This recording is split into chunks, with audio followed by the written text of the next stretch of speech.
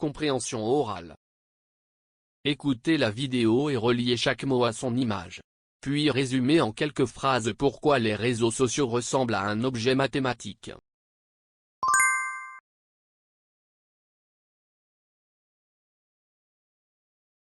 C'est que j'ai été désigné pour retrouver notre super copine Chloé qui est partie au Laos étudier les gibbons. Et franchement, je sais pas comment la joindre. Je suis en train de mener une petite enquête, peut-être que des gens pourraient m'aider, mais franchement, je suis pas sûr que ça soit la bonne méthode. Pourtant si, c'était une bonne idée Guillaume de passer par le mode graphique. Parce que pour représenter des réseaux, qu'ils soient routiers ou téléphoniques ou sociaux, on utilise justement des graphes. Ce sont des objets mathématiques assez simples, constitués de sommets, par exemple des villes, et d'arêtes, les routes qui les relient. Pour les réseaux sociaux, c'est pareil. Le sommet, c'est la personne, et l'arête, leur relation. Il est aussi possible de qualifier cette relation.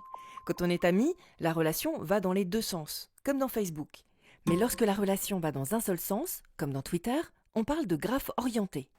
Utilisez un réseau social pour trouver la personne qui va pouvoir aller la voir physiquement sur place. Vous connaissez quelqu'un au Laos ? Oui, je connais quelqu'un qui est déjà allé. Et qui avait rencontré un vétérinaire, je crois, qui travaillait dans une réserve d'éléphants. Peut-être qu'il la connaît. Ah oui, peut-être. Ou qu'il connaît quelqu'un qui la connaît. Ouais. Cette personne sera en quelque sorte un premier sommet vers un graphe débranché. Mais pour arriver à elle, il va falloir trouver un chemin entre les utilisateurs.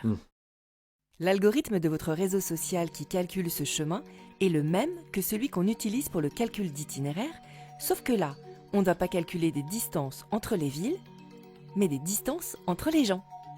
Un plus court chemin entre deux sommets A et B d'un graphe est un chemin entre A et B qui passe par le moins de sommets intermédiaires. Il peut y avoir plusieurs chemins. Pour un graphe, on peut calculer ce qu'on appelle un diamètre. C'est le plus long des plus courts chemins. Autrement dit, c'est la distance maximale entre deux sommets du graphe. Sur les réseaux sociaux, les graphes ont des petits diamètres.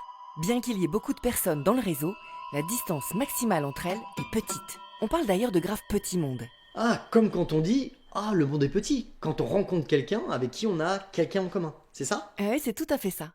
Ce concept a fait l'objet d'une expérience en 1967 par Milgram aux États-Unis. Vous avez peut-être entendu parler des 6 degrés de séparation ? Comme quoi chaque personne serait à 6 poignées de main de n'importe quelle autre personne sur la planète ? C'est une hypothèse qui date des années 20 en fait. Facebook a rétréci le nombre de poignées de main. Enfin, si on peut dire, car la proximité est facilitée du fait que souvent les utilisateurs de Facebook se connaissent à peine, voire pas du tout, pour peu que ce soit le site qui leur ait conseillé d'entrer en contact au vu de leurs connaissances communes. Alors il n'y a même plus besoin d'avoir à se serrer la main. Mais en réalité, les internautes ont bien plus de connexions de proximité que de contacts avec des gens vivant à l'autre bout du monde. Donc des connexions avec des gens qui leur ressemblent et qui pensent à peu près la même chose qu'eux. Vu que les informations qui sont présentées sont conditionnées par le choix des amis, on peut pas dire qu'on ait vraiment accès à d'autres points de vue.